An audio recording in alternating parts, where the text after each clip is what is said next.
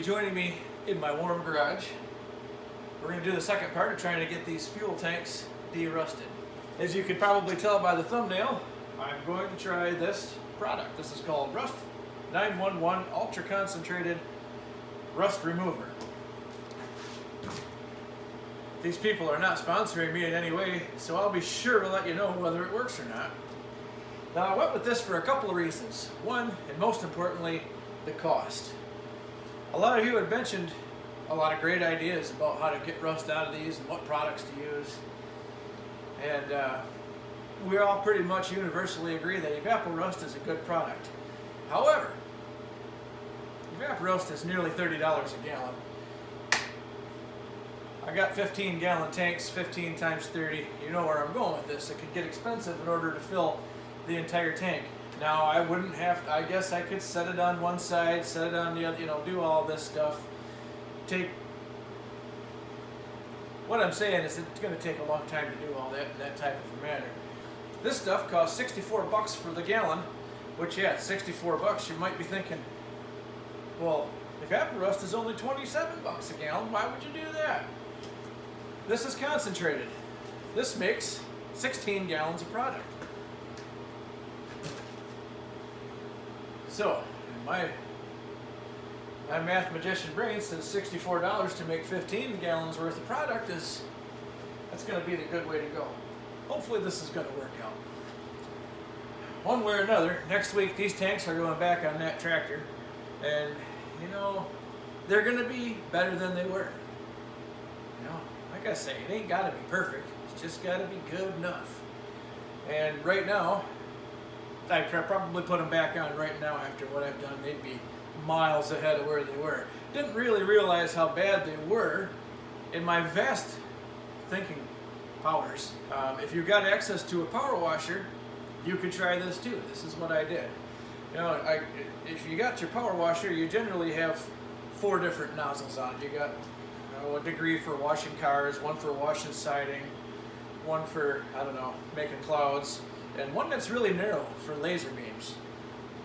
I put laser beam node right inside of the snout of this tank, and I just give her the treatment for about 5 minutes per tank. Here's what I got coming out of here. Now, like I said, I wish I could have had someone to give me a hand, because I'm telling you, you can't believe this stuff. It looked like 3 pounds of cooked hamburger coming out of the snout here. I mean, it was bad. So, like I said, I could probably just put these tanks back on right now and they'd work fine for a while, but for our benefit, we're going to go the extra 10 miles and we're going to put this stuff to the test and see if it's as good as it says it is. And like I said, if it's not, I'll be sure and tell you, because nobody gave me this for free. Okay guys, so what I've done here, and I'll tell you why I've done this. I put, this is going to be the left tank. I put the left tank up on this chair here, and it's got I left the hose, I left the balance hose on the bottom of the tank here with the pole plugged. Now the reason I did this is because I'm going to let this, I only bought 1 gallon of this, so I got enough to do 1 tank at a time. I'm going to put this stuff in this tank. It says to leave it set for an hour up to overnight, so we're going to go ahead and leave it here for 2 days. Give it that extra something. When I'm done, when that 2 days is up, hear me out, here's my plan. You want to recycle. I'm just going to roll this tank up here. I don't know how that's going to work, but I'm going to somehow get that hose into this tank, drain everything from that to here, let it sit in this tank for a couple days. We're going to rinse everything out. I've ordered another product to go ahead and put a little coating inside of these. I'm going to tell you right now that I never leave these low on fuel for any type of amount of time. The only reason they were low on fuel when I pulled it in last week is because I knew I was going to be dropping the tanks, so I just kind of let them get, low. So, let's get on with this. Let's get this project underway. That'll work. And as I said, this is enough to do roughly 16 gallons. These are 15-gallon tanks. I'm going to have them, it's going to be mixed a little bit hot because I'm not going to quite use it too its fullest diluted potential, because well, obviously the tank ain't big enough. But let's see what happens. Here we go. That's the end of that.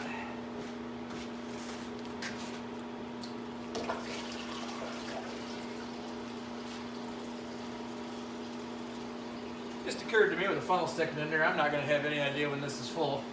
I was thinking. Close enough.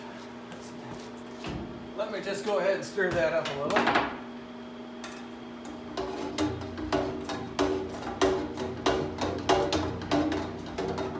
It's good to agitate everything, make sure it's thoroughly mixed. Alright guys, now we wait. It is now Tuesday at 4:30. We'll see you Thursday at 4:30. Hey guys, so I've gone ahead and let that sit for a couple of days and drained it.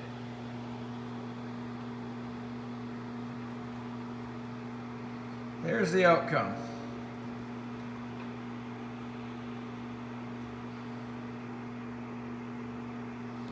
Still far from perfect. I considering the amount of rust that was in there, I would say I did a fair job. I've got just the ticket for it right here now. Okay, so next step here, I've got both tanks. Since I didn't get all the rust completely out of them, I thought I'd try one last thing. Maybe I should have just done this in the first place. I don't know. Got a little acid magic.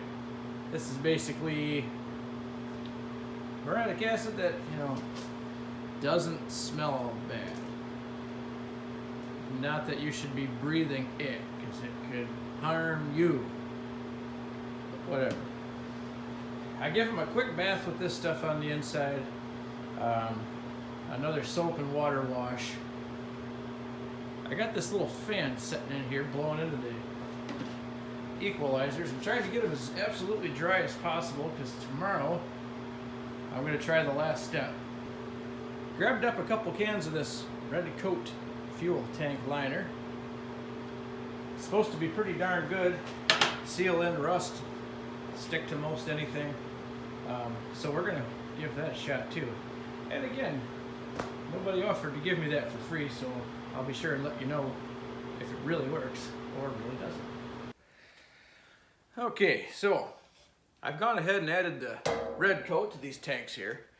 Now let me tell you a little bit about this stuff. Use it in a well-ventilated, and I mean well-ventilated area. This stuff smells so bad. It's kind of like, go to the bathroom, get your old lady's nail polish remover and give it a little whiff of that. Multiply that by 1,000. It's the same smell, but just, it's a lot. So notice you don't hear the wood stove running. You got to have a well-ventilated area. It does say on the back of the can to make sure you keep it away from flames, because I guess the fumes are like gas fumes. They stay low, and that's just what I need, is for it to go into the intake of my wood stove and immediately move my house to another county. I kind of like where it's at right now. So I expected to open the can and have it look like latex paint inside. Not the case. It looks more like strawberry syrup, kind of red, kind of clearish. Again, unbearable smell. But other than that, I feel like this is going to work pretty good. Supposedly it only takes about an hour to cure, and when it's cured you will know, because it no longer smells bad. And that's, I'm telling you, it's just like the can said. I'd let it go for 2 hours, just because it's not, with the stove not going in here, she's about 55, 60. It's not optimum warm. And I kept Fluffy safe. She stayed in the house with me. That worked out just perfect. I let it go for about 2 hours, and you can just about stick your nose in the nozzle of these tanks. They smell like nothing.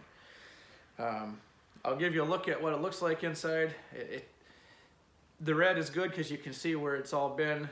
Downside is it kind of, the little bit of rust I can't get out, it seems to make it look like it's 1,000 times worse. But I'm telling you, everything is sealed and glued in there. It's it's not moving. Let's have a look-see. Okay, so there you go. I mean, it's in there. You can kind of see the runs from where I turned it and let it set, and turned it and let it set. But it doesn't look the prettiest, but I feel like it's going to work really good. Fluffy, do you mind? So without further ado, let's get these out to the barn, get them back on the tractor, get 30 gallons of fresh fuel in. I feel like putting the old rusty fuel back in here is not going to be in my best interest, so guess I got 10 gallons of fire starter. But let's get this put back together, see how she works. You coming? Come on. You can't tell a hero by his side. I'm just a teeny little super guy. Okay, so I got the tanks hung. I decided to I got to pull this anyway because I got to clean everything. I'm going to be replumbing, and bear with me on this. This is going to be kind of an experimental. We'll see what happens, because as I mentioned before, the pickup line inside the tank perforated and rusty, so I can't use that anymore. The whole thing's welded on top of the tank, so I really can't use that anymore. So I've got an idea. Bear with me when I get that in, but getting ahead of myself before we get to that. So this here, this is the kind of stuff I'm hoping won't be a problem anymore. So fingers crossed. Let me go ahead and get my new fuel line plumbed in, get the fuel pump bled out. We'll get this thing fired up and see what we've got.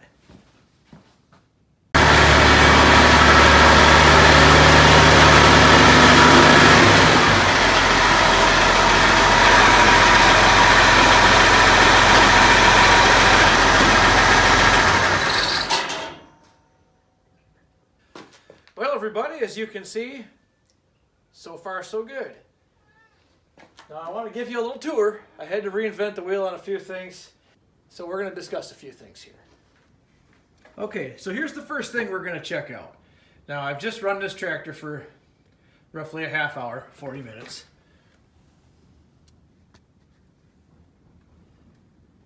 She's clean. There's no rust in the sediment bowl. In the life that I've had this tractor, that's never happened. Not ever, not once. So, main problem is now solved. Now, the next problem I had, the pickup tube in the tank, rusty. Sucking air, causing all kinds of troubles. I utilized the balance tube in the bottom with a little plumbing, new fuel line. Bingo. That problem now goes away. And I didn't have to ruin the integrity of the tanks. I didn't drill into them. You can't get a new tube because they're welded right in. I mean, I guess a guy could have got creative doing that as well, but this was simple. It didn't hurt anything, and now it's clearly working. So that's good. Now, another problem I had, which I didn't know I was going to have, you'll see I've got this fitting here, which I feel like it should have in the first place because it just works. Originally, this had a tube. This is now the second tractor I've had that did not have a fitting like this on the inlet of the fuel pump. My 255 was the same way. It just had a tube going in there. Tube's always loose. There's no flange on the inside of here for a tube to bite into. So I got a little creative. I had this old fuel filter housing sitting around here with a couple of fittings on it. So now we're solid, we're tight, we're secure. That's never going to be a problem. The next problem I had, no fuel gauge. Now with my lack of fuel gauge, I could have went a couple of ways. I could have done, the right thing and tried to find some sort of a new sending unit. Are they even available? They might be. I didn't even look. I figured I might get a sending unit in it. The gauge itself might also be bad. I could ohm test both of them, but the way that the sending unit looked, all rusty, there's just no way that even if it did work, it was going to work real long or probably very well. This is a 50-year-old specimen. I could have probably blown, I don't know. In this day and age, I can't believe it'd been any less than a couple of $100 on trying to make the gas gauge in the dash, tell me instantly how much fuel I have. I found another way. Without ruining the integrity of the tank, I now have this fancy little sight tube. And you can see I got about 6 gallons of fuel in it because I went to town and got 6 gallons of fuel just for tonight, just to do this and see if everything was going to work. No point in putting 30 gallons of fuel in this thing if it's just going to leak all over the place. But the only place I had to do anything, I had to tap into that tube right there. Now, not a huge deal. If that didn't work, I could real simply just take that piece of rubber hose, scoot it down a little bit. That goes away. I go back to sticking the tank. No big deal. On the top, where the return line comes in from the fuel injectors, I just run a T off that. So I didn't have to ruin the integrity of the tank. Put a nipple on there with the top side of my sight tube, and yeah, I can tell how much fuel I've got. Was any of that the most ideal 100% way to go? No, of course it wasn't. Like I said, I got a 50-year-old tractor here. You could easily throw 10 times the money that this tractor will ever be worth. The main goal with an old tractor is just to make it continue to do what it has to do for you. So, in my quest to have the fuel tanks not be rusty, bingo, solved. I will tell you, now that I've tried all this stuff out, Rust 911, I'm going to say that's a pretty good product. It did exactly what I hoped it would do. Red coat, yep, that's not real expensive. It seems to be gluing everything into the tank very well. So if you guys out there at Red Coat are listening, you're welcome. Give it a shot if you got some rusty tanks. And I'm going to tell you right now, I don't think they've got to be perfect, because that stuff just went in there and it glued and sealed everything in real nice. So on that note, guys, another project, good enough for now. I think me and old Fuzzball here are going to go get us a little supper. We'll see you next time.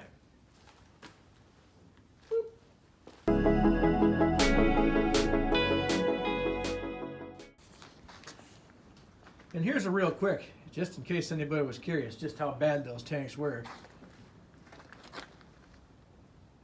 I drained one of the buckets.